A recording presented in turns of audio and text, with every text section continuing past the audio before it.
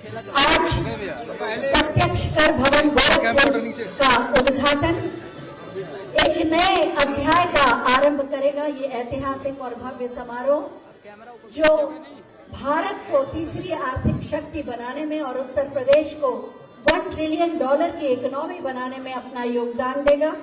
सबसे पहले अतिथियों का स्वागत किया जाएगा। मैं चेयरमैन केंद्रीय प्रत्यक्ष कर बोर्ड श्री नितिन गुप्ता जी से अनुरोध करूंगी कि हम सब की ओर से माननीय मुख्यमंत्री महोदय को अंग वस्त्र और स्मृति चिन्ह प्रदान करके उनका स्वागत करें, अभिनंदन करें और आप सब तालियों के माध्यम से अपनी भावनाओं को उन तक पहुंचाएंगे।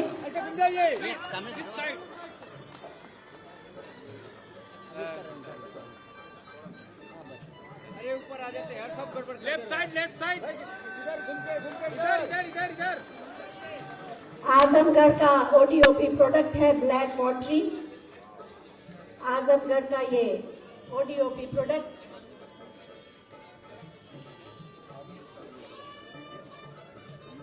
और अब चेयरमैन श्री नितिन गुप्ता जी से हम अनुरोध करेंगे कि हम सब की ओर से माननीय वित्त मंत्री महोदया को भी अंग वस्त्र के रूप में शॉल और आजमगढ़ का ओडीओपी प्रोडक्ट ब्लैक पॉटरी उसे भेंट करके उनका स्वागत करें, अभिनंदन करें। सर इधर आ जाइए, तस्वीर अच्छी होगी।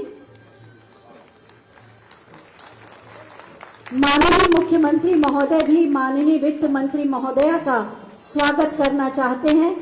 माननीय मुख्यमंत्री महोदय की ओर से माननीय ओडीओपी प्रोडक्ट फिरोजाबाद का एक जनपद एक उत्पाद योजना माननीय मुख्यमंत्री महोदय की है, जिसका पूरा देश अनुकरण कर रहा है। फिरोजाबाद का ये ओडीओपी प्रोडक्ट माननीय वित्त मंत्री महोदया को प्रदान कर रहे हैं माननीय मुख्यमंत्री महोदय। कांच का बहुत अच्छा काम होता है और इसी के लिए फिरोजाबाद प्रसिद्ध है। और अब हम सदस्य सीबीडीटी श्रीमती प्रज्ञा सहाय सक्सेना जी से अनुरोध करेंगे कि हम सब की ओर से अंग वस्त्र और स्मृति चिन्ह से माननीय वित्त राज्य मंत्री श्री पंकज चौधरी जी का स्वागत और अभिनंदन करें।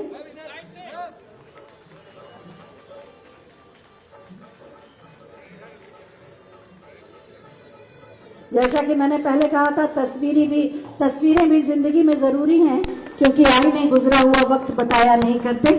और अब हम PCCIT UP East Shri Devendra Singh Chaudhary ji से अनुरोध करेंगे कि हम सब की ओर से चेयरमैन सर का स्वागत और अभिनंदन करें।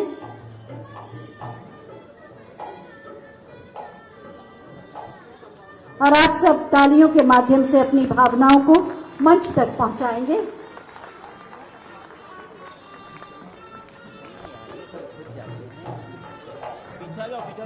और इसके बाद हम PCCIT UP West Shri Hemant Jawaharlal ji से अनुरोध करेंगे कि वो हम सब की ओर से मेंबर सीबीडीटी श्रीमती प्रज्ञा सहाय सक्सेना जी का अंग वस्त्र और स्मृति चिन्ह के माध्यम से स्वागत करें। और एक बार जोरदार तालियों से आप मंचासीन समस्त अतिथियों का स्वागत करें। और अब मैं चेयरमैन सीबीडीटी श्री नितिन गुप्ता जी से अनुरोध करूंगी कि अपने उद्बोधन से अतिथियों का स्वागत करने की कृपा करें।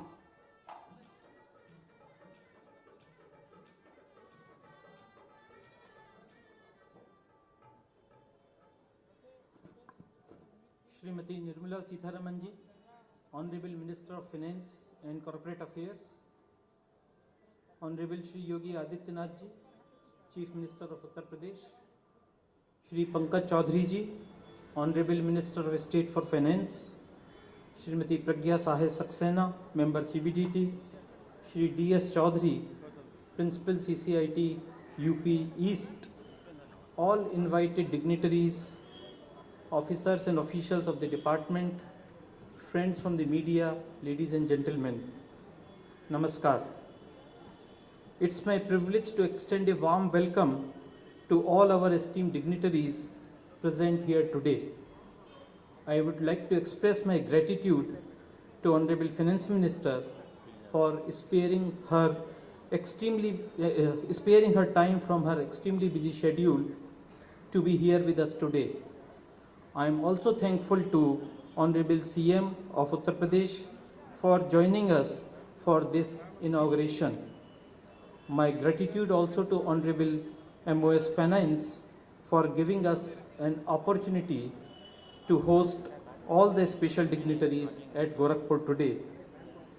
Your presence here today underscores the significance of this milestone in the journey of Gorakhpur's development, and we are indeed honored to have your presence on this event. Gorakhpur, a city steeped in history and culture, has emerged as a beacon of economic prosperity in the recent years. अपनी भौगोलिक स्थिति और कुशल कार्यबल के कारण गोरखपुर ने विभिन्न क्षेत्रों में लगातार विकास किया है, जिसके परिणाम स्वरूप यह उत्तर प्रदेश की अर्थव्यवस्था में एक महत्वपूर्ण योगदान दे रहा है। वित्त वर्ष 21-22 में गोरखपुर की जीडीपी लगभग 35,000 करोड़ थी, जबकि एक वर्ष पूर्व की जीडीपी लगभग 31,000 करोड़ रुपए थी। अतः मात्र एक वर्ष में जीडीपी में 13% का ग्रोथ आया। डबल इंजन की सरकार में गोरखपुर पूर्वी उत्तर प्रदेश के विकास का एक इंजन है। इसको परिलक्षित हम एडवांस टैक्स के कलेक्शन में भी देख रहे हैं, क्योंकि इस वर्ष एडवांस टैक्स जो गोरखपुर रीजन का है वो लगभग 60% अधिक बढ़ा है। The progress comes with the need for effective governance, increased taxpayer services and infrastructure to support.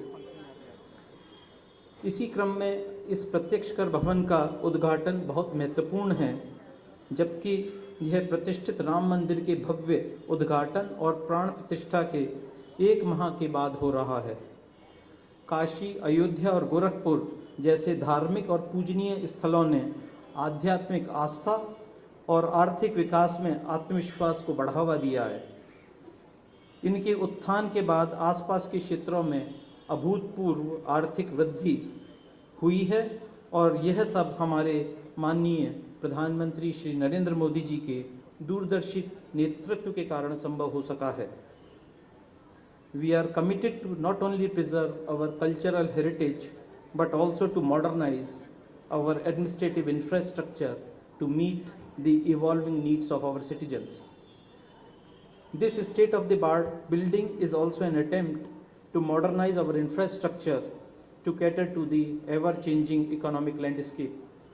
Constructed by the CPWD, this new office stands as a testament of our dedication to excellence, spanning over a total area of 3,400 square meters across ground and 3 floors. This facility boasts of modern amenities such as a crash, a library, and the integration of eco-friendly features for energy efficiency, rainwater harvesting, and fire safety provisions. Honorable Ma'am, इस building के construction में initially 18 crore का प्रावधान किया गया था, लेकिन prudent management के कारण ये सुनिश्चित हुआ कि ये प्रोजेक्ट 16 करोड़ रुपए में पूर्ण कर लिया गया, और इस तरह हमारे विभाग के फाइनेंशियल प्रूडेंस और डिसिप्लिन की वजह से ये संभव हो सका।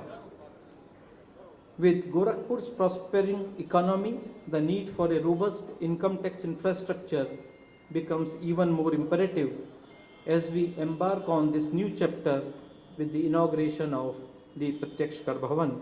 I hope that the revenue collected will be an important contributor in sustaining the city's growth trajectory.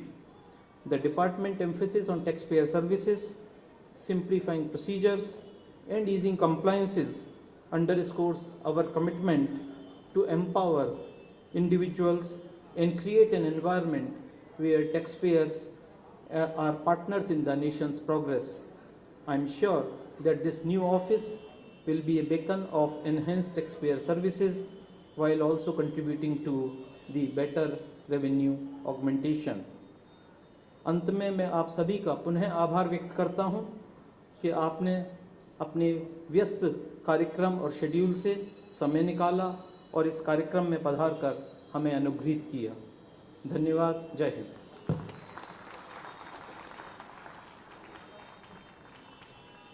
धन्यवाद महोदय, आपने विस्तार से इस विभाग के कार्यक्रमों के बारे में और उसके कार्य के बारे में जानकारी दी।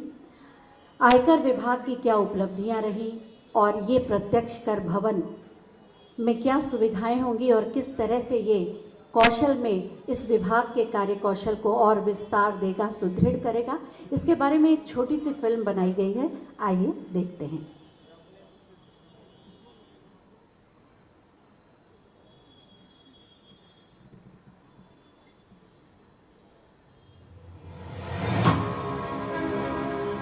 देश की प्रगति और विकास का महत्वपूर्ण स्तंभ है आयकर विभाग।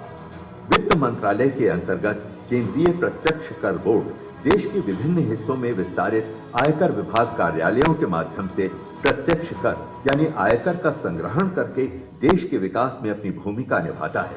विगत वर्षों में हमारा देश तेजी से प्रगति कर रहा है, जिसके परिणाम स्वरूप कर संग्रहण में भी महत्वपूर्ण वृद्धि देखी गई है।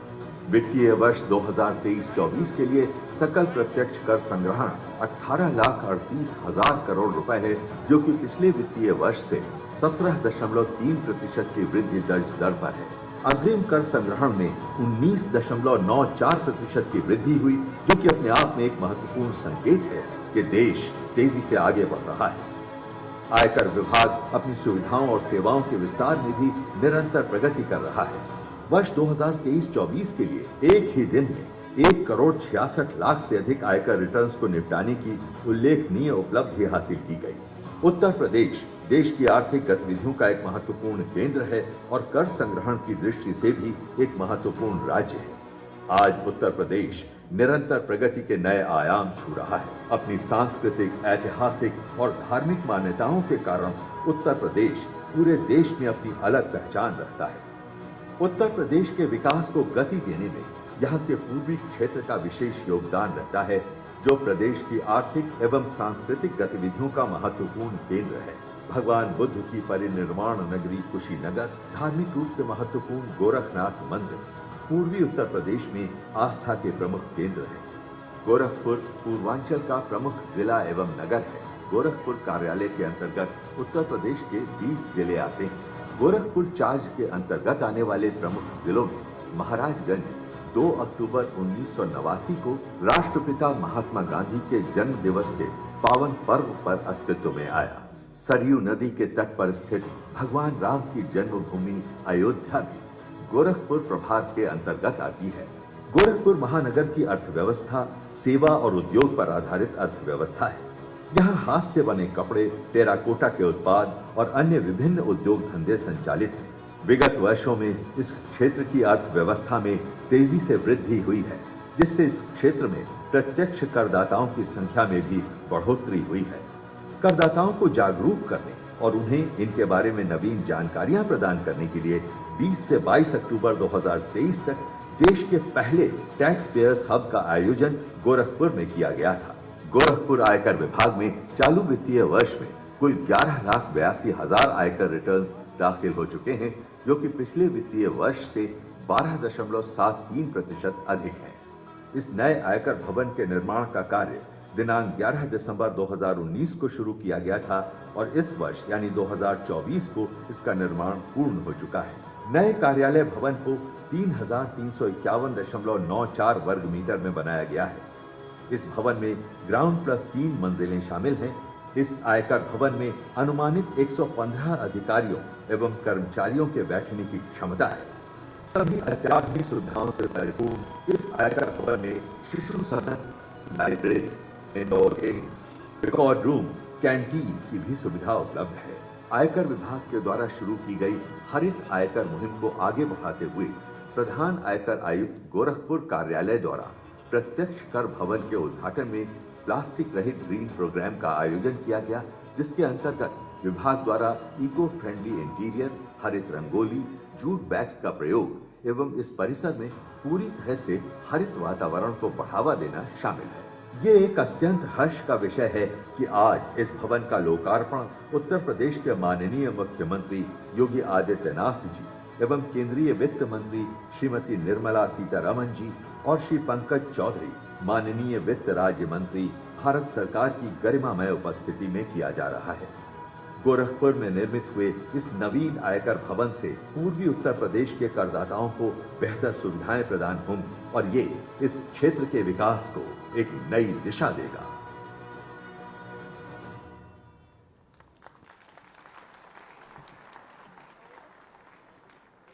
चंद्रयान ने पूरे विश्व में भारत की क्षमता, प्रतिभा, कौशल और शक्ति का उद्घोष किया और हमारे बच्चों में और युवा पीढ़ी में अंतरिक्ष विज्ञान के प्रति रुचि भी विकसित की।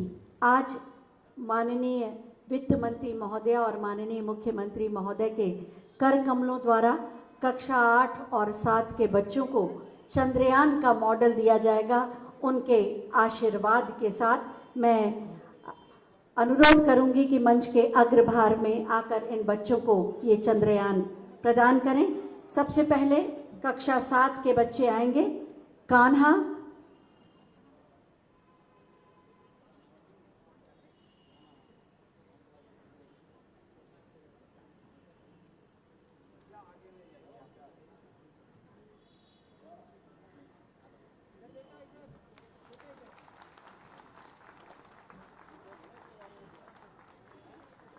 और इसके बाद वैष्णवी,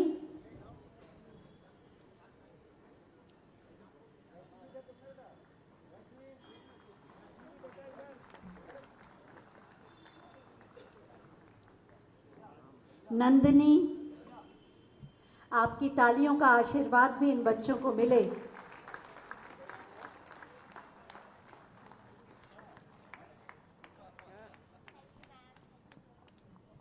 संग्राम भारती,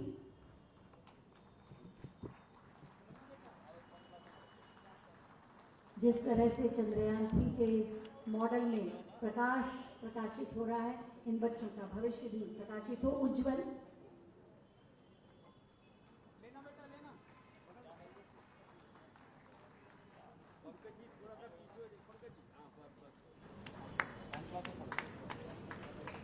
खुशबू,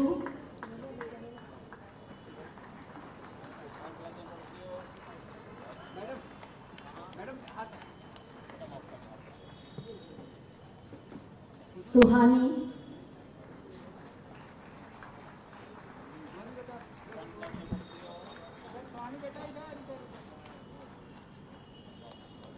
और रिमझिम। ये थे कक्षा 7 के बच्चे और इसके बाद कक्षा 8 के बच्चे आएंगे।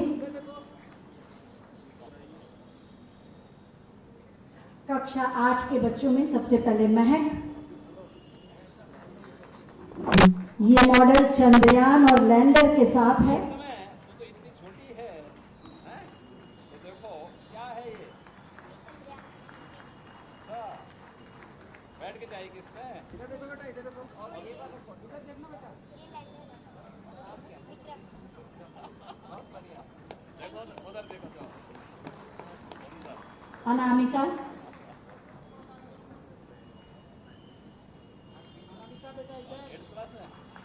हमारे देश का भविष्य इन बच्चों के हाथों में। आराध्या,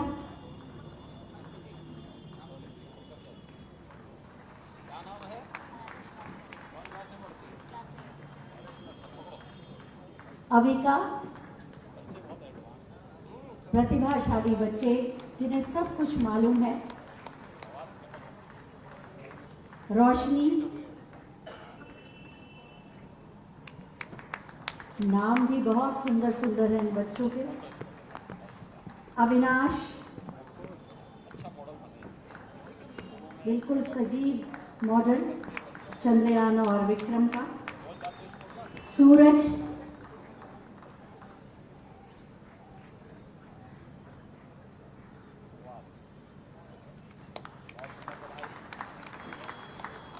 और तेजस्वी।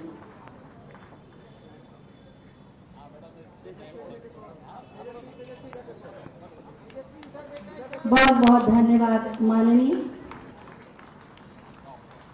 आप सभी से अनुरोध है अपने स्थान पर विराजमान हो, जिससे बच्चों के साथ एक फोटो हो जाए। बेटा मॉडल ऊपर करिए, फिर मॉडल से ऊपर करिए बेटा। पर अपने चेहरे से ऊपर मत करिएगा। वो बच्चे उत्साहित हैं कि उनका चेहरा है माननीय मुख्यमंत्री और माननीय वित्त मंत्री महोदया के साथ। मॉडल को चेहरे के पास ले आए, लेकिन चेहरे को न ढके।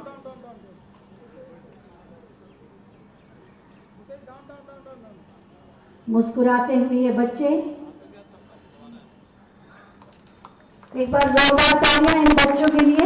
ये हैं विकसित भारत के नागरिक, जो निर्माण करेंगे विकसित भारत का एक नई ऊर्जा के साथ, एक उज्जवल भविष्य के साथ। आज़ादी के इस अमृत काल का साक्षी होने का अवसर इन्हें मिल रहा है। और अब मैं मंच पर आसीन माननीय वित्त राज्य मंत्री माननीय श्री पंकज चौधरी जी से अनुरोध करूंगी, जो पूरी प्रतिबद्धता के साथ अर्थव्यवस्था को सुदृढ़ करने के लिए प्रयासरत हैं, कि वो मंच पर आएं और अपने उद्बोधन से हमें अनुग्रहित करें।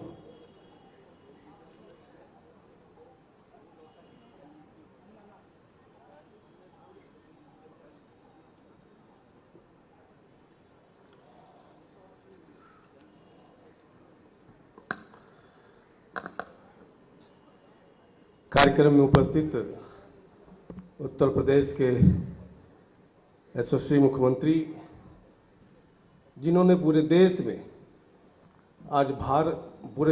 आज उत्तर प्रदेश का चेहरा बदलने का काम किया है, ऐसे यशस्वी मुख्यमंत्री आदरणीय योगी आदित्यनाथ जी महाराज, माननीय वित्त और कॉरपोरेट मंत्री, जिन्होंने अर्थव्यवस्था के क्षेत्र में पूरे दुनिया में भारत का चेहरा बदलने का काम किया है, परम आदरणीय Shrimati Nirmala Sitharaman ji, chairman CBDT Shri Nitin Gupta ji, member CBDT Shrimati प्रज्ञा सहाय सक्सेना जी, प्रिंसिपल सीसीआईटी श्री देवेंद्र सिंह चौधरी जी, यहाँ पर उपस्थित हमारे उत्तर प्रदेश सरकार के कृषि शिक्षा और कृषि अनुसंधान मंत्री श्री सूर्य प्रताप शाही जी, माननीय सांसद श्री रवि किशन जी, माननीय सांसद श्री कमलेश पासवान जी, उपस्थित हमारे सभी अधिकारीगण, उपस्थित बड़े बुजुर्ग महानुभाव। साथियों, अगर 2014 के बाद से देखें तो जो मैंने कहा कि अभी वित्त मंत्री जी ने और मुख्यमंत्री जी ने चेहरा बदला है, और दुनिया में कहीं ना कहीं अगर आप देखें 2014 के बाद से इस देश में एक बहुत बड़ा परिवर्तन आया है, और जिसका नेतृत्व हमारे यशस्वी प्रधानमंत्री नरेंद्र मोदी जी कर रहे हैं।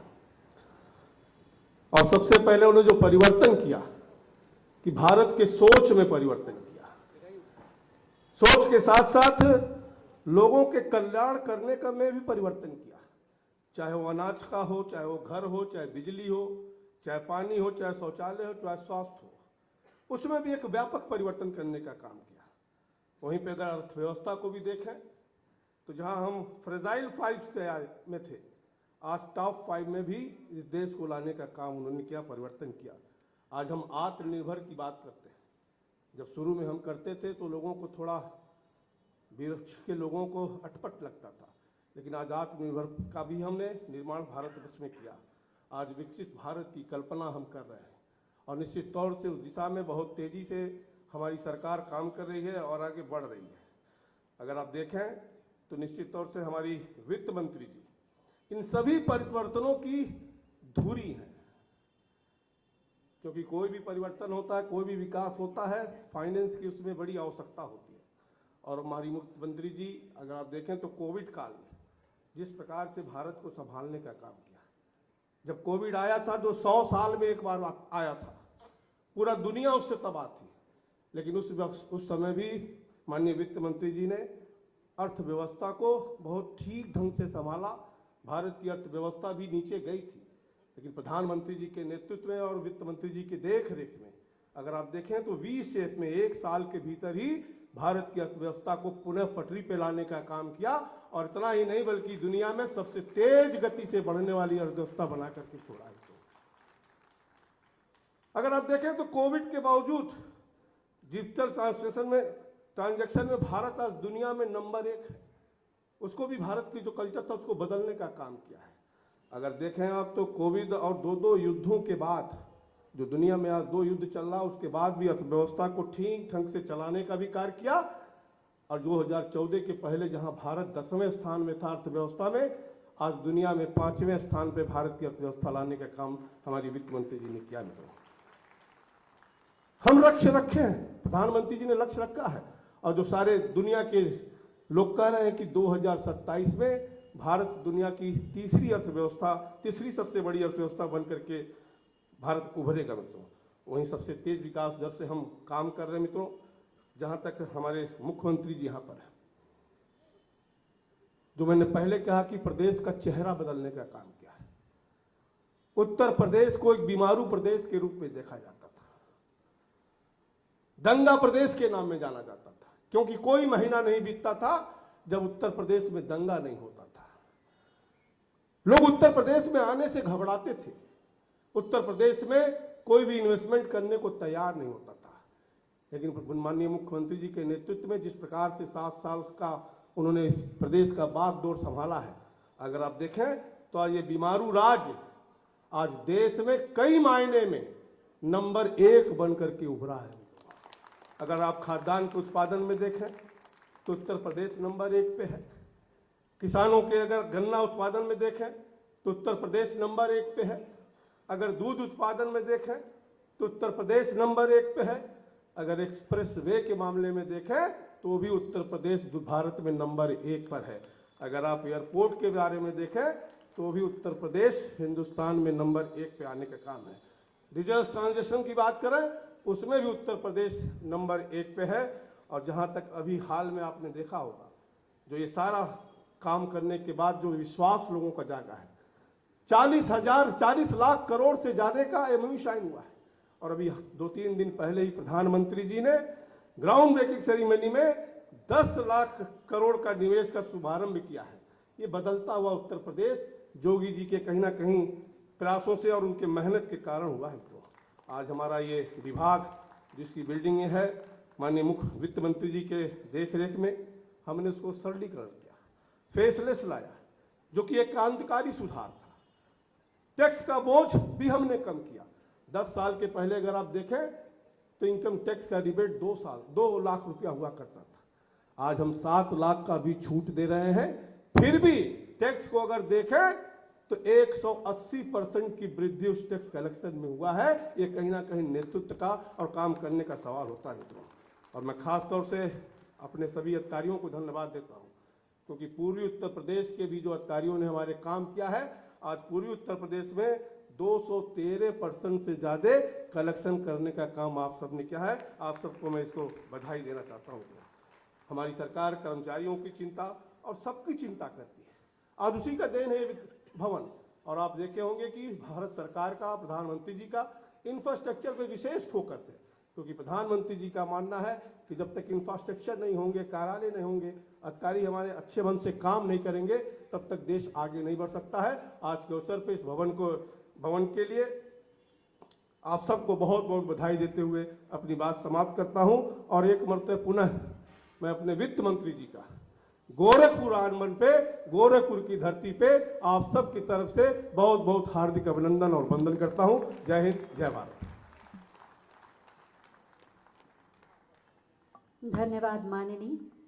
बड़े सपने और बड़े संकल्प लेकर उत्तर प्रदेश को $1 ट्रिलियन की अर्थव्यवस्था बनाने के साथ साथ विकसित उत्तर प्रदेश का निर्माण कर रहे हैं माननीय मुख्यमंत्री श्री योगी आदित्यनाथ जी।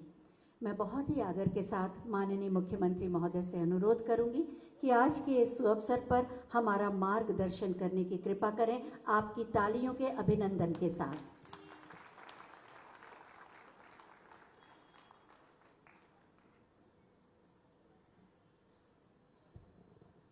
गोरखपुर में इनकम टैक्स भवन के इस नए भवन के लोकार्पण कार्यक्रम में उपस्थित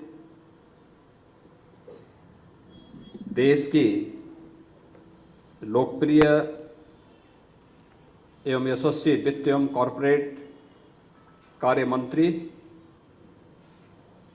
माननीय श्रीमती निर्मला सीतारमण जी, मंत्रालय के राज्य मंत्री माननीय श्री पंकज चौधरी जी, chairman CBDT Shri Nitin Gupta ji, member CBDT Shrimati प्रज्ञा सहाय सक्सेना जी, प्रधान मुख्य आयकर आयुक्त पूर्वी उत्तर प्रदेश श्री देवेंद्र सिंह चौधरी जी, उत्तर प्रदेश सरकार में मेरे वरिष्ठ सहयोगी कृषि मंत्री श्री सूर्य प्रताप शाही जी, गोरखपुर के लोकप्रिय सांसद श्री रविकिशन शुक्ला जी, माननीय सांसद बांसगांव श्री कमलेश पासवान जी, आयकर विभाग के सभी अधिकारीगण, गोरखपुर के सभी उपस्थित महानुभाव, नागरिक बंधुओं, आयकर विभाग के पूर्वी उत्तर प्रदेश के इस मुख्यालय के लोकार्पण के अवसर पर पहली बार देश की वित्त मंत्री का आगमन महायोगी बाबा गोरखनाथ की इस पावन धरती पर हुआ है। मैं उनका उत्तर प्रदेश शासन की ओर से और गोरखपुर वासियों की ओर से, यहाँ के सभी आयकर दाताओं की ओर से हृदय से स्वागत करता हूं, उनका अभिनंदन करता हूं। यह उत्तर प्रदेश का पूर्वी क्षेत्र है। देश की आध्यात्मिक और सांस्कृतिक धरा के रूप में विख्यात है। गोरखपुर महायोगी गुरु गोरक्षनाथ की पावन साधना स्थली है। यहां से 90 किलोमीटर की दूरी पर भगवान बुद्ध की पावन जन्मभूमि और 50 किलोमीटर की दूरी पर उनकी पावन महानिर्वाण स्थली कुशीनगर है। गोरखपुर से 25 किलोमीटर की दूरी पर संत कबीर की महापरिनिर्वाण स्थली मगहर है, तो 150 किलोमीटर की दूरी पर प्रभु श्री रामलला की पावन जन्मभूमि अयोध्या धाम भी आता है। 200 किलोमीटर की दूरी पर यहां से बाबा विश्वनाथ का धाम काशी की पावन नगरी आती है। अपनी आध्यात्मिक और सांस्कृतिक विरासत के लिए पूर्वी Uttar Pradesh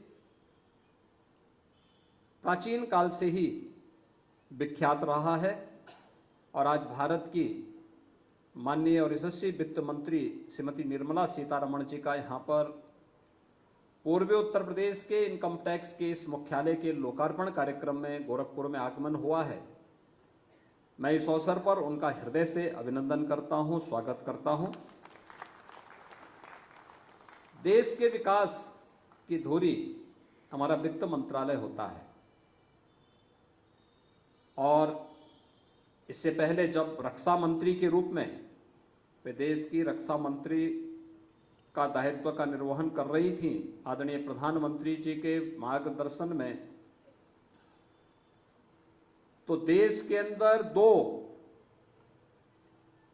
defence manufacturing corridor की घोषणा हुई थी और उस समय उन्होंने एक डिफेंस कॉरिडोर उत्तर प्रदेश को दिया था। उन्हीं के सुझाव पर मैंने अपना प्रस्ताव भेजा था, जिसे प्रधानमंत्री जी ने स्वीकार किया और अंततः उत्तर प्रदेश के 6 नोड डिफेंस मैन्युफैक्चरिंग कॉरिडोर के रूप में विकसित हो रहे हैं, जिनमें काफी बड़ा निवेश भी आया है और भारत की सुरक्षा क्षेत्र में आत्मनिर्भरता के लक्ष्य को प्राप्त करने के आदरणीय प्रधानमंत्री जी के विजन को प्रभावी ढंग से आगे बढ़ाने में हमें मदद मिल रही है। उत्तर प्रदेश का गंगा एक्सप्रेसवे आज पश्चिमी उत्तर प्रदेश को पूर्वी उत्तर प्रदेश से जोड़ने का एक महत्वपूर्ण एक्सप्रेसवे है। लगभग 600 किलोमीटर के इस एक्सप्रेस हाईवे के लिए जब जीएसटी काउंसिल की बैठक में आप लखनऊ में पधारी थी, तो उस समय आपने बैंकों को इसके लिए तैयार किया था कि वे इसके लिए फाइनेंस करें और मुझे बताते हुए प्रसन्नता है कि प्रयागराज कुंभ अगले वर्ष आने जा रहा है। उससे पूर्व हमारा प्रयास है कि हम गंगा एक्सप्रेसवे को राष्ट्र को समर्पित कर सकें। प्रदेश और देश के विकास के लिए आपकी एक सकारात्मक दृष्टि अभिनंदनीय है और मैं इस अवसर पर आपका हृदय से स्वागत करता हूं, अभिनंदन करता हूं। हम सब जानते हैं भारत आज दुनिया के अंदर एक बहुत तेजी के साथ उभरती हुई एक नई अर्थव्यवस्था है और किसी देश के लिए इससे अच्छा अवसर क्या हो सकता है कि जब वह अपनी आजादी का अमृत महोत्सव मना रहा हो तब वह उस देश को इस मामले में पीछे धकेल रहा है जिस देश ने लगभग 200 वर्षों तक उस पर शासन किया हो। ब्रिटेन 5वीं अर्थव्यवस्था के रूप में जाना जाता था, लेकिन जब प्रधानमंत्री मोदी जी के नेतृत्व में देश अपनी आजादी का अमृत महोत्सव मना रहा था तब ब्रिटेन को पछाड़ करके भारत दुनिया की 5वीं बड़ी अर्थव्यवस्था बना और हमें विश्वास है कि प्रधानमंत्री जी के तीसरे कार्यकाल में भारत तीसरी बड़ी अर्थव्यवस्था भी बनेगा, इसमें कोई संदेह नहीं है।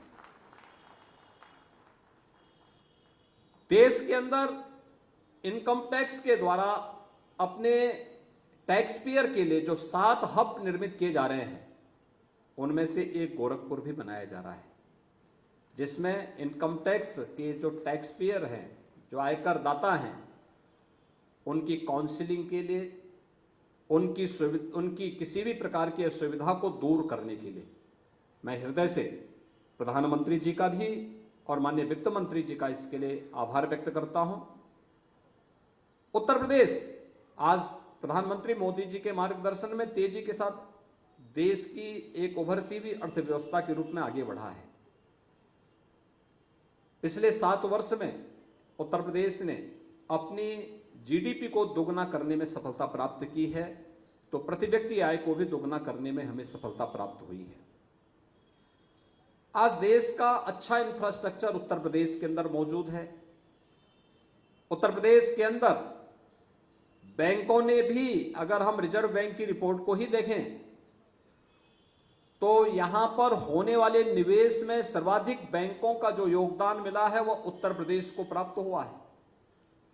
और उत्तर प्रदेश के अंदर दोनों चीजें बहुत मायने रखती हैं कि बिजनेस बढ़ रहा है। एक सीडी रेशो, जब हम लोग आए थे तब उत्तर प्रदेश का 44-45% था, आज यह बढ़ करके, मैंने कल ही एसएलबीसी की बैठक ली थी लखनऊ में और मुझे बहुत अच्छा लगा कि अब ये लगभग 60% के आसपास पहुंचने जा रहा है, यानी 44-45% से बढ़कर के 60% तक पहुंचना। और हमने लक्ष्य दिया है कि अगले वित्तीय वर्ष के लिए इसको 65% तक पहुंचाना है। लेकिन उतनी ही तेजी के साथ यह भी साबित होता है कि उत्तर प्रदेश में इनकम टैक्स भरने वालों को, आईटीआर का जो रिटर्न फाइल करने वाले लोगों की संख्या भी बढ़ी है। 2014 में केवल 1,45,000 लोग यूपी के अंदर इनकम टैक्स का रिटर्न भरते थे और आज ये संख्या 12 लाख से ऊपर पहुंच चुकी है। और ये होना भी चाहिए, हमारा राष्ट्रीय कार्य है। अगर टैक्स पेयर से हमने पैसा लिया है तो पैसा ईमानदारी के साथ सरकार के खजाने में जाना चाहिए और सरकार भी उसको और सरलीकरण करने का कार्य कर रही है, जिससे एक टैक्स पेयर को भी सुविधा हो और साथ साथ हम लोग जो पैसा सरकार का है, क्योंकि यही पैसा जब टैक्स के रूप में कलेक्ट होता है, चाहे वह इनकम टैक्स के रूप में हो, चाहे वह जीएसटी के रूप में हो, चाहे किसी भी प्रत्यक्ष या अप्रत्यक्ष टैक्स के रूप में जो भी पैसा आएगा, यही देश के विकास में आगे बढ़ पाएगा और देश की इकोनॉमी को या ग्रोथ करेगा, आगे बढ़ाने का कार्य करेगा। और हम सबको इस दिशा में पूरे प्रभावी ढंग से आगे बढ़ चढ़ करके भाग लेना चाहिए। बेहतरीन समन्वय के माध्यम से, संवाद बना करके इन कार्यक्रमों को अगर हम आगे बढ़ा पाएंगे तो तेजी के साथ यह देश दुनिया की एक बड़ी अर्थव्यवस्था के रूप में आगे बढ़ सकता है। आदरणीय प्रधानमंत्री जी ने 2047 देश के प्रत्येक नागरिक को एक लक्ष्य के रूप में दिया है। यह देश जब अपनी आजादी का शताब्दी महोत्सव मना रहा होगा 2047 में, उस समय कैसा भारत हमें चाहिए? एक विकसित भारत।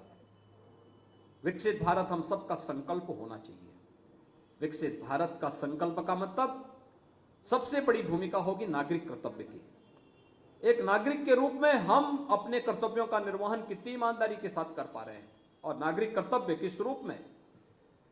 उसका रूप वही है कि मेरा जो कुछ भी है इस देश के लिए है, इस समाज के लिए है।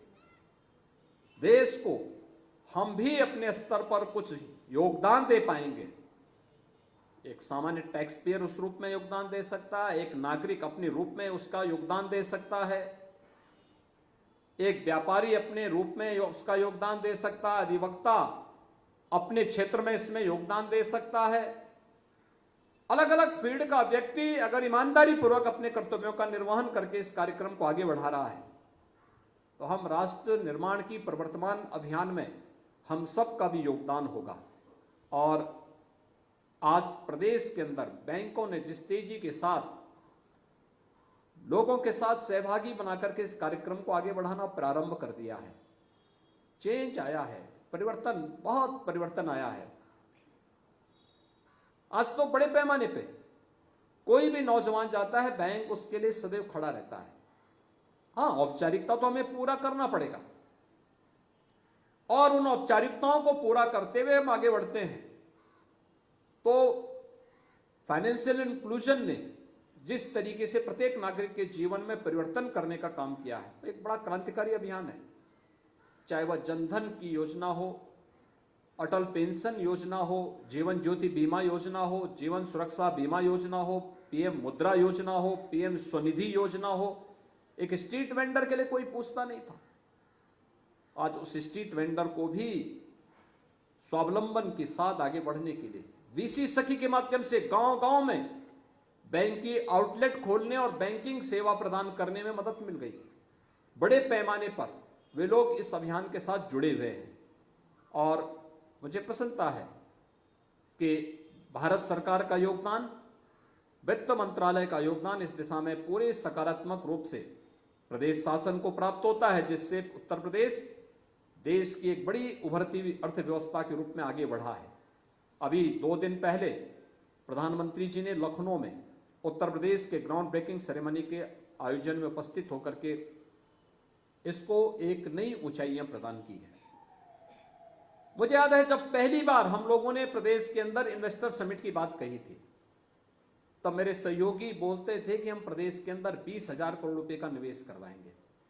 तो मुझे उनकी बातों पे हंसी आ रही थी और गुस्सा भी आ रहा था। मैंने कहा, आप क्या बात कर रहे हैं, 20,000 करोड़ ही केवल यूपी में निवेश होगा? तो कहते रहे, साहब यूपी में कौन निवेश करेगा? मैंने कहा, क्यों यूपी, तब तक हमारी सरकार को बने हुए मात्र 6 महीने हुए थे।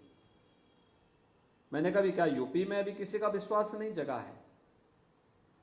कहा, अरे साहब अभी कहां जगने वाला है, इतनी जल्दी विश्वास? तो जब विश्वास एक बार टूट चुका है, 15-20 वर्षों का जो अविश्वास है, इसका खामियाजा तो भुगतना ही पड़ेगा।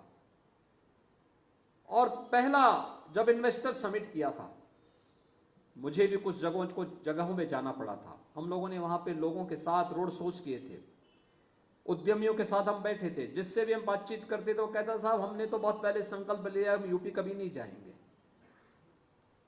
क्यों नहीं जाएंगे, क्यों नहीं आएंगे आप? वो कहता था, साहब हम ही सुरक्षित नहीं तो पूंजी कैसे सुरक्षित रहेगी? आज मैं कह सकता हूं यूपी दंगा मुक्त प्रदेश है। कोई दंगा यूपी में नहीं होता, कोई गुंडागिर्दी यूपी में नहीं होती, कानून व्यवस्था की स्थिति बेहतरीन है। यूपी में आज के दिन पे पर्यटकों की संख्या कितनी तेजी के साथ बढ़ी है। अकेले अयोध्या में, कल अयोध्या में प्रभु श्री रामलला के विराजमान होने का 1 महीना पूरा होने जा रहा है, और आज पूरा होने जा रहा है। और इस अवसर पर अगर आप देखेंगे कि पिछले 1 महीने के अंदर लगभग 62 से 65 लाख श्रद्धालु अयोध्या धाम में पधारे हैं। आप सोच सकते हैं। मैंने वहां के व्यापारियों से पूछा, मैंने कहा, क्या इसका बिजनेस पे असर पड़ा? क्योंकि हम जब वहां के इंफ्रास्ट्रक्चर को चौड़ा कर रहे थे, सड़कों को चौड़ा कर रहे थे, कुछ लोग विरोध कर रहे थे। मैं समझा रहा था उनको, मैंने कहा, देखो जिसकी दुकान जाएगी उसको दुकान देंगे, जिसका मकान जाएगा उसको मकान देंगे, जिसको ये दोनों नहीं चाहिए उसको पूरा कंपनसेशन भी देंगे। 3-4 राउंड की बातचीत मुझे स्वयं करनी पड़ी थी। उस समय लोगों को लगता था कि या तो एक काम पूरा नहीं होगा या मैं झूठ बोल रहा हूं। मैंने कहा देखो भाई, हम लोग झूठ नहीं बोलते, हम तो प्रभु राम को अपना आदर्श मानते हैं और हमारा यही मानना है कि रघुकुल रीति सदा चली आई, प्राण जाई पर वचन न जाई। जब एक बार बोल दिया तो उसको हर हाल में लागू करेंगे, चिंता मत करिए, जरूर होगा। सभी का पुनर्वास किया गया, हर एक को दुकान दी गई और परिणाम क्या है? आज जब मैं 1 सप्ताह के अंदर ही गया था, प्रभु रामलला के विराजमान होने के 1 सप्ताह के अंदर अयोध्या गया था, तब मैंने वहां के उद्यमियों और व्यापारियों से पूछा कुछ लाभ हुआ? उन्होंने कहा साहब, बिजनेस हमारा 30 से 50 गुना बढ़ गया है। और केवल ये तो व्यवसाय की मैं बात कर रहा हूं, होटल वालों के साथ बैठक करवानी पड़ी मुझे कि भाई रेट ज्यादा मत बढ़ाइए अब, क्योंकि 1,80,000 रुपए तक रूम के रेट जा रहे थे। हमने कहा भी कम करो भाई, और फिर उसको कुछ को हम लोगों को लेना भी पड़ा फिर कि नहीं भाई इससे ज्यादा रेट नहीं होगा, कैप करना पड़ा था। टैक्सी सेवा, और केवल अयोध्या में नहीं, आप लखनऊ जाइए, किसी भी होटल में रूम नहीं मिलेंगे, वाराणसी में नहीं मिलेंगे, प्रयागराज में नहीं मिलेंगे, गोरखपुर में नहीं मिलेंगे, क्योंकि सब पैक हैं। कहां? अयोध्या जाने के लिए। कितना परिवर्तन होता है। प्रधानमंत्री जी के द्वारा प्रयास प्रारंभ किया, आज रिजल्ट हम सबके सामने है। आस्था भी और आजीविका भी इसी को कहते हैं, और यह कार्य हम सबको मिलकर के आगे बढ़ाना होगा। पूर्वी उत्तर प्रदेश का यह गोरखपुर मुख्यालय है। 20 जनपद इनकम टैक्स के इस मुख्यालय से यहां से संचालित होंगे, और मुझे पूरा विश्वास है कि टैक्स पेयर और इनकम टैक्स दोनों के बीच बेहतर समन्वय के माध्यम से हम हर एक टैक्स पेयर को टैक्स देने के लिए स्वतः स्फूर्त भाव के साथ तैयार कर पाएंगे। ये केवल इनकम टैक्स की ही जिम्मेदारी नहीं है, ये हम सब की भी नागरिक दायित्व तो होना चाहिए कि हम भी लोगों को इसके लिए तैयार करें। हर समाज का हर व्यक्ति, हर नागरिक को तैयार करे कि ये हमारी राष्ट्रीय ड्यूटी बनती है, हम दें तभी देश का विकास होगा, इंफ्रास्ट्रक्चर तब और अच्छा होगा। अगर उत्तर प्रदेश में हमारे पास पैसा नहीं होता तो क्या हम उत्तर प्रदेश के अंदर इंफ्रास्ट्रक्चर दे पाते, एक्सप्रेस हाईवे दे पाते, एयरपोर्ट दे पाते, ये रामगढ़ ताल का सुंदरीकरण हो पाता, या और कार्य हो पाते? आज पैसा है तो प्रदेश के अंदर हर जनपद में अच्छे कार्य हो रहे हैं। पैसा ही नहीं होता तो भीख मांग मांग करके कब तक आप काम कर पाते? नहीं हो पाता। इसलिए हम लोग प्रत्येक नागरिक को इसके लिए तैयार करेंगे। इस विश्वास के साथ मैं इनकम टैक्स के इस पूर्वी उत्तर प्रदेश के मुख्यालय के लोकार्पण के अवसर पर माननीय वित्त मंत्री जी यहाँ पर आई हैं, उनका हृदय से अभिनंदन करता हूँ, स्वागत करता हूँ। इनकम टैक्स विभाग को इस मुख्यालय के लिए हृदय से बधाई देता हूँ और विश्वास व्यक्त करता हूँ कि यह भवन न केवल देश के इनकम टैक्स को संख्या को बढ़ाने में सफल होगा, बल्कि यहाँ के प्रत्येक टैक्स पेयर को और भी अपने साथ जोड़ करके राष्ट्र निर्माण के इस अभियान के साथ उसे और मजबूती के साथ बढ़ाने का काम करेगा। आप सबके प्रति मेरी शुभकामनाएं। धन्यवाद। जय हिंद। बहुत बहुत धन्यवाद माननीय, आपके प्रेरणादायी उद्बोधन के लिए। भारतीय नारी की शक्ति, प्रतिभा, सामर्थ्य और कौशल का प्रतीक हैं माननीय वित्त मंत्री माननीय श्रीमती निर्मला सीतारमण जी, जो माननीय प्रधानमंत्री महोदय के मार्गदर्शन में आर्थिक सुधारों के साथ भारत को तीसरी आर्थिक महाशक्ति के रूप में प्रतिष्ठित करके विकसित भारत के निर्माण का मार्ग प्रशस्त कर रही हैं। मैं बहुत ही आदर के साथ माननीय श्रीमती निर्मला सीतारमण जी से अनुरोध करूंगी कि आज के इस अवसर पर अपने उद्बोधन से हमें कृतार्थ करें, आपकी तालियों के प्रणाम के साथ।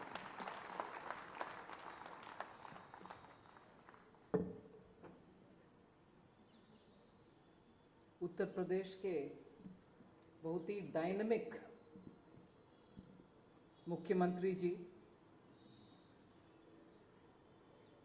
मेरे साथ काउंसिल ऑफ मिनिस्टर्स में मंत्री श्री पंकज चौधरी जी, CBDT chairman Nitin Gupta ji, member प्रज्ञा सक्सेना जी और प्रिंसिपल कमिश्नर देवेंद्र चौधरी जी और अधिकारीगण, गोरखपुर के वरिष्ठ नागरिकगण, पत्रकारगण, आप सबको मेरा विनम्र नमस्कार।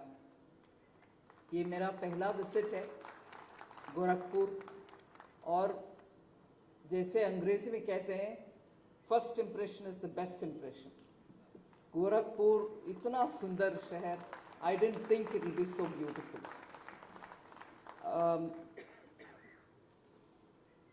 उत्तर प्रदेश के डेवलपमेंट के ऊपर माननीय मुख्यमंत्री जी बहुत सारे स्पष्टता से, बहुत विस्तार से भी कह चुके हैं। सिर्फ मैं एक आध विषय केंद्र सरकार के द्वारा जो प्रयत्न चल रहे हैं उसको जोड़ना चाहती हूँ उसमें, और उस संदर्भ में पूर्वी उत्तर प्रदेश के लिए ये भवन के द्वारा प्रत्यक्ष कर के अधिकारीगण सेवा के लिए कटिबद्ध है और डेडिकेटेड है। इसको मैं आश्वासन के रूप में दिलाना भी चाहती हूँ।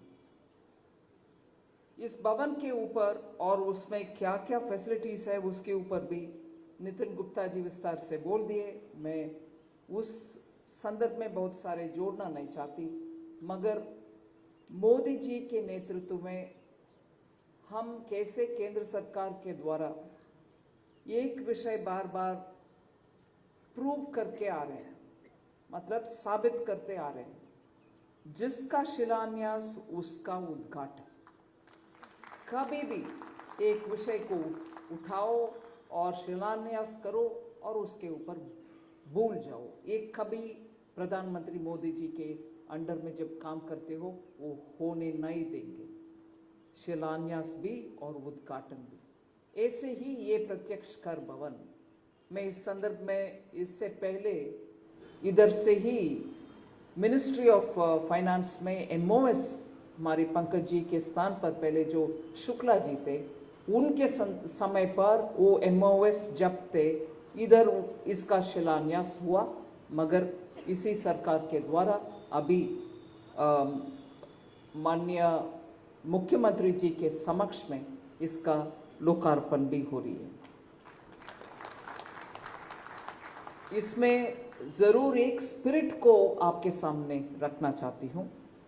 अब समय पर प्रोजेक्ट को पूरा होने की गारंटी है, मोदी के गारंटी। मैं इसको बार बार इस क्षेत्र में पूर्वी उत्तर प्रदेश में जब मैं हूँ उसको याद दिलाना चाहती हूँ 4 उदाहरण लेकर के।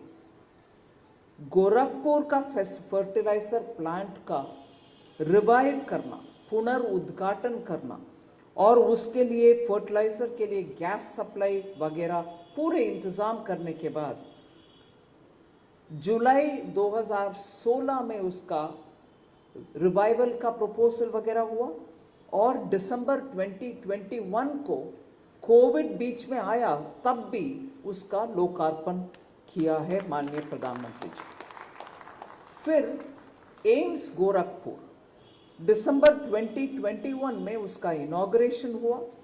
5 साल के अंदर उस काम को भी खत्म करवाया, क्योंकि फाउंडेशन स्टोन जुलाई 2016 में हुआ, उसका उद्घाटन दिसंबर 2021 में हुआ है। उसका भी बीच में कोविड एक आतंका। ऐसे ही ICMR Indian council for medical research, वो भी गोरखपुर में 2018 में शुरू फाउंडेशन का काम हुआ है। फिर दिसंबर 2021 में उसका भी उद्घाटन हुआ। 3 ही साल में उसको बना करके लोकार्पण किया है। फिर वेरी इंपॉर्टेंट सरयू नहर नेशनल प्रोजेक्ट 11 दिसंबर 2021 में प्रधानमंत्री जी उसको इनॉग्रेट किया। इसमें एक याद दिलाने वाली बात है, 1978 में ये प्रोजेक्ट शुरुआत हुआ था, 1978 में। फिर प्रधानमंत्री मोदी जी 2021 में उसका शुरू कर रहे हैं काम करने के लिए। और 78 से 2021 तक पता नहीं इतना देरी क्यों हुआ है, मगर जब पीएम मोदी ने 2021 में उसको इनॉग्रेट किया, उसका फायदा 14 लाख हेक्टेयर जमीन को खेती करने के लिए मिल रहा है और 29 लाख फार्मर्स, किसान, 29 लाख किसान के लिए वो 6,200 गांव में रहते हैं। ऐसे किसानों को 29 लाख किसानों को उस सरयू नहर नेशनल प्रोजेक्ट के वजह से पानी मिल रहे हैं उनके खेती बाड़ी करने के लिए। और इसमें ये 6,200 मतलब 6,200 गांव, 9 डिस्ट्रिक्ट, सभी वो 9 डिस्ट्रिक्ट ईस्टर्न उत्तर प्रदेश में, पूर्वी उत्तर प्रदेश में, बहरेच, श्रावस्ती, बलरामपुर, और बलरामपुर कहने में मैं जरूर नमन करती हूँ अटल बिहारी वाजपेयी जी का, जहाँ वो फर्स्ट टाइम उधर से उस कॉन्स्टिट्यूएंसी से लोकसभा चुनाव लड़े।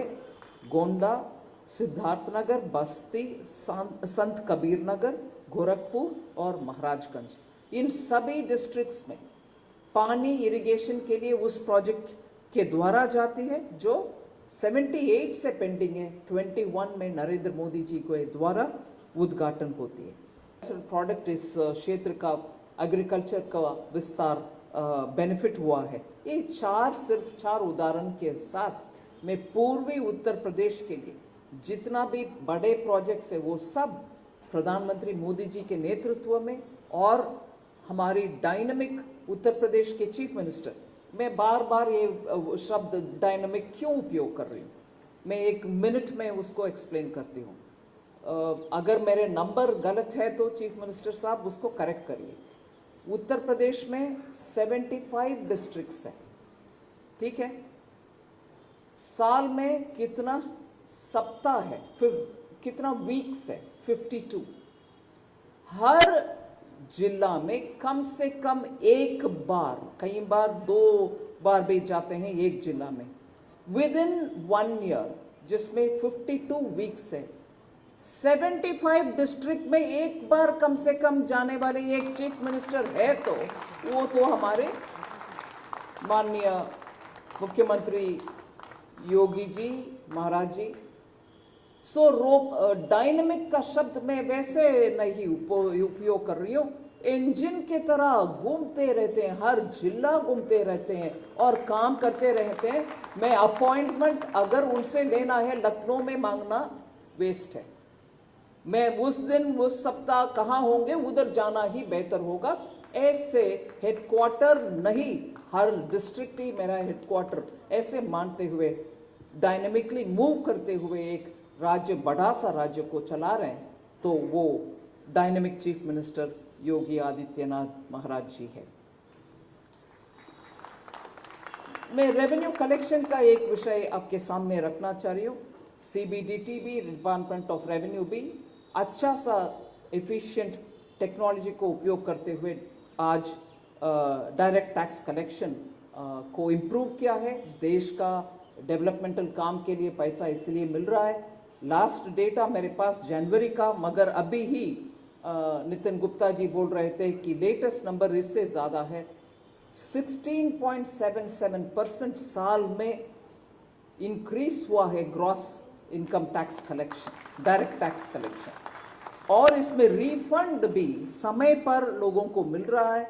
2.48 लाख करोड़ 1 अप्रैल 2023 के अंदर ही वापस दे दिए।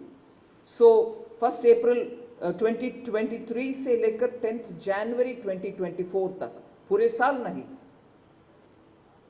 2 महीना बाकी रहते हुए भी इस साल खत्म होने का 10 जनवरी तक 2.48 लाख करोड़ का रिफंड खत्म हो गया है, वापस दे चुके हैं। इसीलिए हम इस साल 433% बढ़ोतरी किए इन्वेस्टमेंट कैपिटल के लिए। कैपिटल एक्सपेंडिचर 11.11 लाख करोड़, ये नंबर इसीलिए हो पाया कि टैक्स कलेक्शन अच्छा चल रही है और इस साल इंटरिम बजट के द्वारा एक छोटा सा कदम हमने उठाया, मगर लगता है छोटा सा कदम, मगर इसका बेनिफिट 1 करोड़ टैक्स पेयर, जो छोटा सा टैक्स पेयर है, मीडियम मिडिल क्लास का टैक्स पेयर है, उनका बेनिफिट मिला है. We have given them claims, outstanding claims जितने भी थे टैक्स असेसी के ऊपर,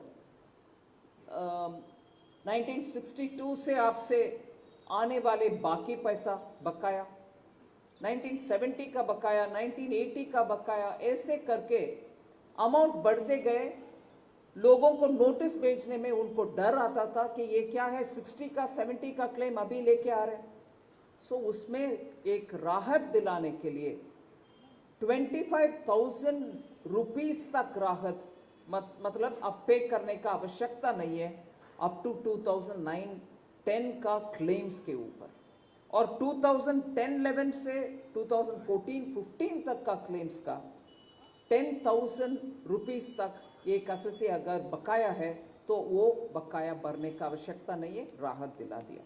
ऐसे कदम हम टैक्स पेयर बेनिफिट के लिए ले आ रहे हैं, जिससे छोटे टैक्स पेयर को लगता है कि टैक्स डिपार्टमेंट रीजनेबली चल रही है, ओवर क्लेम्स नहीं कर रहे हैं. ग्रीवेंसेस फेसलेस सिस्टम जब लेके आए, माननीय प्रधानमंत्री जी के गाइडेंस को हमने पूरा पालन किया. फेसलेस करो, individual tax assessee income tax commissioner के सामने या ऑफिसर के सामने बैठना नहीं है. सब फेसलेस करने में किसको मालूम नहीं होना चाहिए कौन किसका अकाउंट डील कर रहा है. इसको ले आए, उसके कारण शिकायत 60% कम हुआ है. फेसलेस के कारण शिकायत कम होने का इंडिकेटर क्या है? लोगों के मन में प्रेशर नहीं है, वो कंप्लेन करने के लिए सामने आने आवश्यक नहीं समझता है, इसलिए 60% रिडक्शन वेरी इंपॉर्टेंट है. टैक्स असेसमेंट प्रोसेस का टाइम भी कम हो गया है. पर डे, हर सिंगल डे 1.66 करोड़ असेसमेंट को हमने ITR फाइलिंग करने वाले का प्रोसेस एक ही दिन में हम खत्म कर लेते हैं और 3.43 इनकम टैक्स रिटर्न्स को 7 दिन के अंदर खत्म कर लेते हैं. टाइम नहीं लगता आजकल. आखिर में जैसे माननीय मुख्यमंत्री जी ने कहा, हम ये कर्तव्य काल में हैं. 2047 के अंदर भारत देश एक विकसित देश, एक मंजिल तक पहुंचना है, तो हम सब हमारे कर्तव्यों को निभाना है. टैक्स पेयर जितना भी छोटा हो, आपके हर एक पाई को सही उपयोग करके हमारी जिम्मेदारी भारत देश को अच्छा बनाने में खर्च करेंगे, ना कि फुसूल में या वेस्ट करने का, पिल्फरेज करने का मौका नहीं देंगे. इसीलिए आप सबके कोऑपरेशन के लिए बहुत धन्यवाद. बहुत बहुत धन्यवाद माननीय, आपके बहुमूल्य मार्गदर्शन के लिए. और अब अंत में हम principal chief commissioner income tax UP East Shri Devendra Singh Chaudhary ji से अनुरोध करूंगी कि अतिथियों के प्रति आभार व्यक्त करें.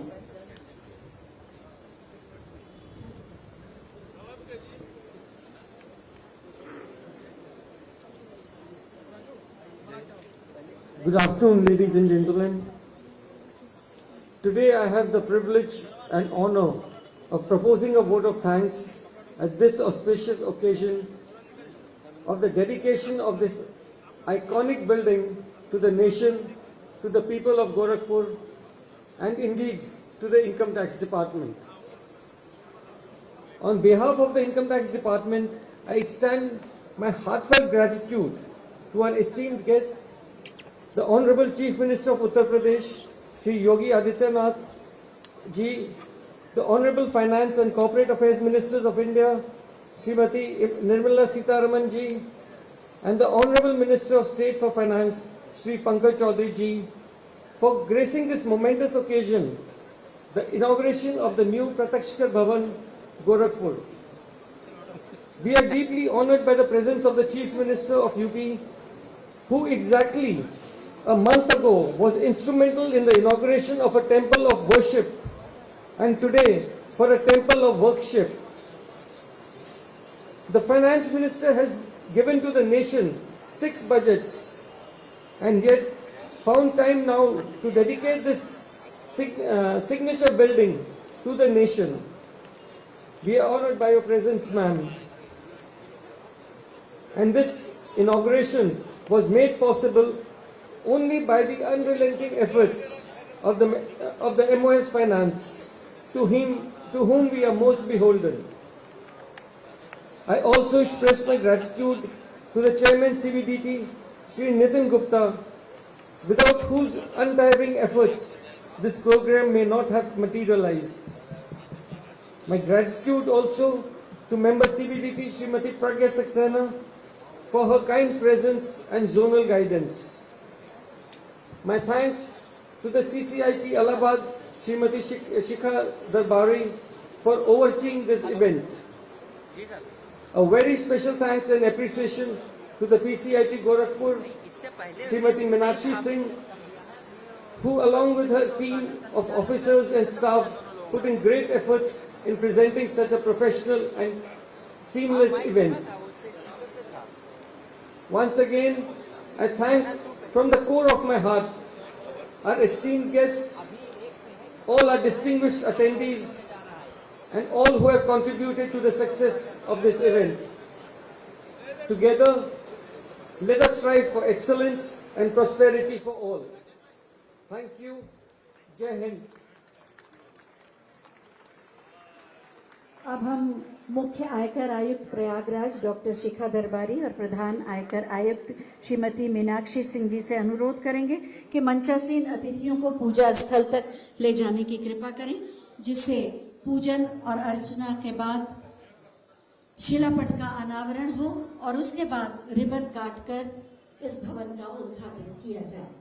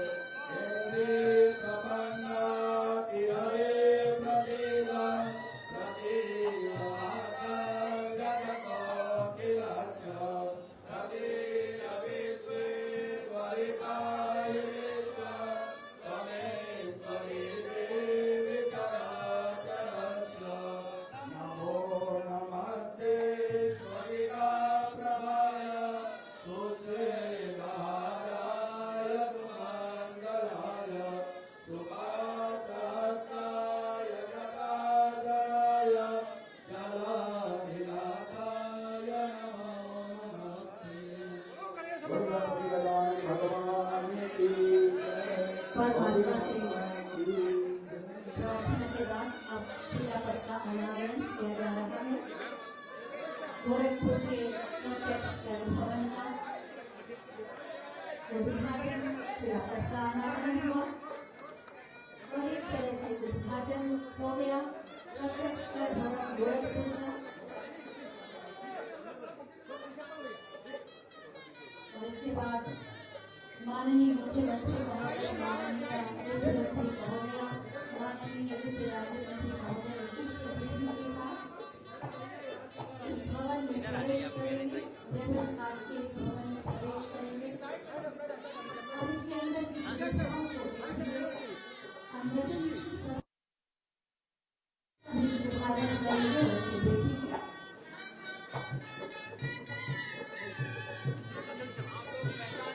उत्तर प्रदेश के पूर्वांचल क्षेत्र के विकास का एक नया अध्याय प्रारंभ हुआ। शिलापट के अनावरण के बाद रिबन काटकर इस भवन में प्रवेश करेंगे माननीय मुख्यमंत्री महोदय, माननीय वित्त मंत्री महोदय, माननीय वित्त राज्य मंत्री महोदय और विशिष्ट अतिथि इस भवन का अवलोकन करेंगे और अंदर शिशु सदन भी बनाया गया है, उसका शुभारंभ करेंगे। रिबन में शेर का प्रवेश हो गया।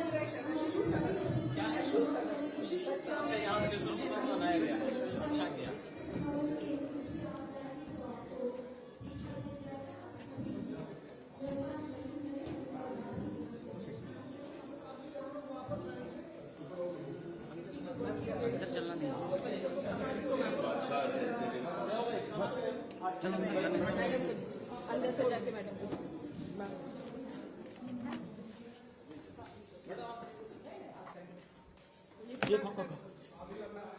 very sensitive, very nice for the children, kids. Shakespeare भी अगर देखने का व्यवस्था है और छोड़ सकते हैं। छोटे बच्चों के लिए है। अच्छा अच्छा बनाइए, एक अच्छा मॉडल है। सभी ऐसे ऑफिस में जहाँ महिलाएं काम करती हैं, हम लोग अभी पलंग भी ऑर्डर देंगे फर्स्ट एड हमेशा Very upgraded. हम सब लोगों ने ये हमेशा फेस किया है काम करते वक्त कि बच्चों को कहाँ छोड़े। So for the next generation we really want to बड़ी हो गया। जी जी।